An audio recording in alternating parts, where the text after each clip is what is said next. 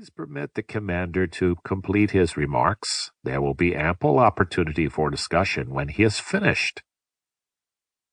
This contact was not attempted for two reasons, the commander continued. First, the precise location was not known. Second, the distance was at least twice that of the earlier colonies. At the time, there was a feeling of optimism which seemed to make the attempt superfluous. Now, the situation has changed. The possibility of contacting Omega Colony now assumes paramount importance. The development of which I spoke is a new application of drive principle which has given to us a greatly improved effective velocity for space propulsion. 40 years ago, the minimum elapsed time of return travel to the presumed sector within which the Omega world would lie was about a century. Today, we have the techniques to construct a small scouting vessel, capable of making the transit in just over 5 years. We cannot hold out here for a century, perhaps, but we can manage a decade. As for location, we know the initial target point toward which Omega was launched. The plan was, of course, that a precise target should be selected by the crew after approaching the star group closely enough to permit telescopic planetary resolution and study. There is no reason why the crew of a scout could not make the same study and examination of possible targets, and with luck find the colony. Omega was the last colonial venture undertaken by our people, 2 centuries after the others. It was the best equipped and largest expedition of them all.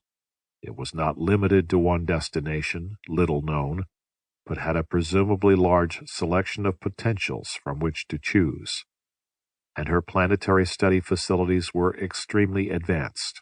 I have full confidence that Omega made a successful planetfall and has by now established a vigorous new society. Honorable members of the Council, I submit that all the resources of this government should be at once placed at the disposal of a task force with the assigned duty of constructing a 50,000-ton scouting vessel and conducting an exhaustive survey of a volume of space of 1,000 AUs centered on the so-called Omega Cluster. The World Secretary interrupted the babble which arose with the completion of the officer's presentation. Ladies and gentlemen, time is of the essence of our problem. Let's proceed at once to orderly interrogation. Mr. Clayle, lead off, please. The portly counselor glared at the commander. The undertaking you propose, sir, will require a massive diversion of our capacities from defense.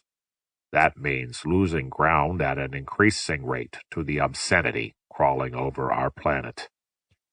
That same potential applied to direct offensive measures may yet turn the balance in our favor.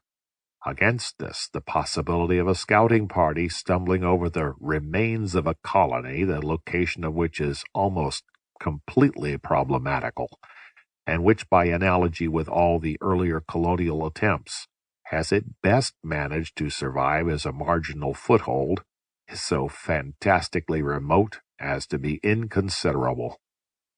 The commander listened coolly, seriously. Mr. Counselor, he replied, as to our defensive measures, we have passed the point of diminishing returns. We have more knowledge now than we are capable of employing against the plague. Had we not neglected the physical sciences as we have for the last 2 centuries, we might have developed adequate measures before we had been so far reduced in numbers and area as to be unable to produce and employ the new weapons our laboratories have belatedly developed. Now we must be realistic. There is no hope in that direction. As to the location of the Omega world, our plan is based on the fact that the selection was not made at random. Our scout will proceed along the Omega course line as known to us from the observations which were carried on for almost 3 years after its departure. We propose to continue on that line, carrying out systematic observation of each potential sun in turn. As we detect planets, we will alter course only as necessary to satisfy ourselves as to the possible